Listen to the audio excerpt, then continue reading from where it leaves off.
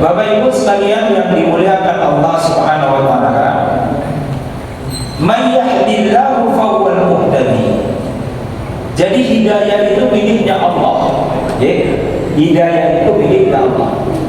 Dikenalkan di dalam sejarah Islam, Rasulullah ingin betul pamannya itu meninggal dalam keadaan Islam, yaitu Abu Thalib.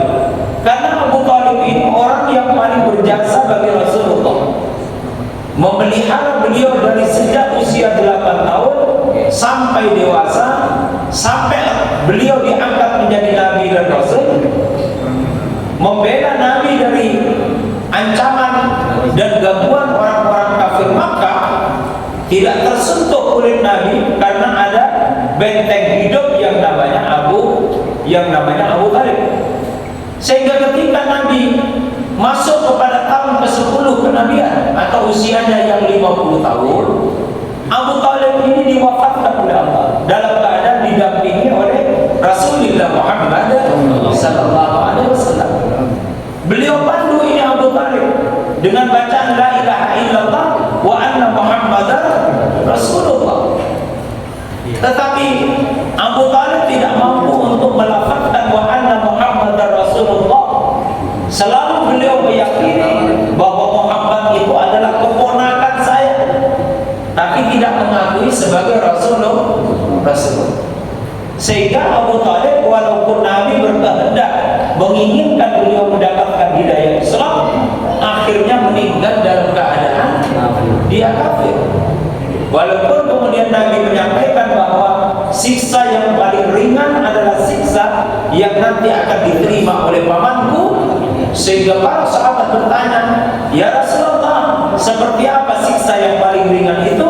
Maka Rasulullah menyampaikan akan diambil seujung kuku kerikil kecil dari api neraka Jahannam, lalu ditaruh di bawah kakinya Abu Thalib, kemudian kepalanya damahu atau otaknya ini mendidih seperti air yang mendidih pada tingkat panas yang paling tinggi. Nah, kalau otaknya saja mendidih seperti itu, kira-kira dadahnya seperti apa? Perutnya seperti apa? Tidak bisa dibayangkan. Itu siksa paling ringan. Sehingga sahabat bertanya, apakah ketika orang disiksa seperti itu dalam keadaan dia hilang kesadarannya? Maka kata Nabi, Allah berkehendak ketika dia menginjak kakinya, di kakinya menginjak api neraka Jahannam, lalu kemudian otaknya mendidih, maka Allah memberikan kesadaran dia 100%. Sehingga kalau Bapak Ibu mau latihanlah dari sekarang. Latihanlah dari sekarang. Tidak usah api dari las itu, tidak usah dulu. Pakai lilin dulu kecil-kecilan. Taruh di atas lilin itu tangannya. Kalau kuat, tingkatkan lagi. Kalau memang sudah kebal dari api, maksiatlah banyak-banyak. Kata Ustaz ini. Jadi itu namanya kalimat istifham. Seperti anak kecil minta izin mandi main hujan, tidak boleh sama ibunya. Rewel dia, minta izin lagi, tidak boleh, jangan, nanti kamu sakit. Datang lagi minta izin, rengek begitu. Terus ibunya mengatakan, sudah, sana mandi hujan, terserah kamu. Sana mandi hujan. Anak itu berangkat tidak mandi hujan. Kalau anaknya itu punya otak, tidak berangkat dia, kecuali otaknya diliput. Bapak Ibu sekalian yang dimuliakan Allah Subhanahu wa taala. Bapak Ibu sekalian yang dimuliakan oleh Allah Subhanahu wa taala, maka Abu Thalib pun tidak bisa dapat hidayah. Sehingga yang namanya hidayah itu tidak bisa dipaksakan. Karena hidayah itu yang berkehendak Allah Subhanahu wa taala. Bahwa kita membuka jalan hidayah harus dalam bentuk nasihat, dalam bentuk contoh, iya, itu harus. Tetapi yang membuat orang dapat hidayah atau tidak itu adalah Gusti Allah. Kita hanya bisa membuat sabilul hikmah, jalan hikmah untuk seseorang mendapatkan hidayah. mendapatkan hidayah. Bapak Ibu sekalian yang dimuliakan Allah Subhanahu wa taala, may yahdillahu fahuwal muhtadi. Allah berkehendak untuk memberi hidayah kepada seseorang. Kalau Allah berkehendak, maka orang itu pasti mendapatkan hidayah. Walaupun dia sepanjang hidupnya orang yang suka bermaksiat, tetapi kalau jalan hidayah datang kepadanya, bertemu dengan hatinya, insaf hatinya, lalu jalan hidayah itu dia tangkap, maka orang yang walaupun dia ahli maksiat, dia akan bertaubat kepada Allah Subhanahu wa taala. Siapa contohnya? Orang yang paling keras untuk membunuh Nabi itu kan Umar bin Khattab. Karena memang Umar bin Khattab itu jagoan dia. Dia kalau berbulan tinju sama orang, wow, juara dia.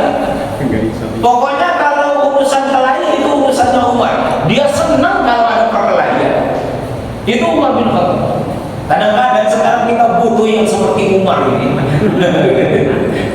Kalau ustaz-ustaz nggak bisa deh kelihatannya. Harimau terbangnya nggak jadi untuk bela dirinya, nggak ada. Hanya ceramah-ceramah saja. Ditantang orang bertato yang mundur. Coba kalau ustaznya sapu hitam, wah, jadi lah. Kan kira-kira begitu. Bapak Ibu sekalian yang dimuliakan Allah Subhanahu wa taala. Jadi Umar itu yang paling benci kepada Rasulullah, dia mau bunuh Rasulullah. Tetapi karena jalan hidayah ketika dia temukan adiknya membaca Al-Quran dengan suaminya, ternyata bacaan Al-Quran itu menyentuh hatinya Umar bin Khattab, sehingga kemudian dia minta ditunjuki di mana Muhammad, bukan untuk membunuh, tetapi berbalik 180 derajat. Yang tadinya mau membunuh, ketika ketemu Rasulullah Muhammad SAW, justru dia mengucapkan 2 kalimat syahadat. Coba siapa yang lebih keras hatinya dari Umar bin Khattab? Yang ketika dia masuk ke dalam agama Islam, dia tertawa, tersenyum di hadapan Rasulullah. Dia tertawa tapi air matanya keluar. Aneh kan? Orang menangis tapi tertawa. Maka ditanya oleh Rasulullah, kenapa engkau menangis tapi lisanmu itu tertawa? Kata Umar bin Khattab, ya Rasulullah, saya tertawa karena saya mentertawakan diri saya sendiri. Betapa bodohnya saya dulu di zaman jahiliyah. Ketika saya bawa anak perempuan kecilku ke tengah padang pasir, kemudian pas ada saat itu saya gali padang pasir, lalu anak perempuanku bertanya, wahai ayah anda, apa gerangan yang engkau buat? Aku tidak menjawab sepatah kata pun. Dan ketika putriku melihat keringat keluar dari dahiku akibat menggali tanah itu, maka anak putriku mengambil sehelai kain, kemudian mengusap dahi saya karena dahi saya berkeringat.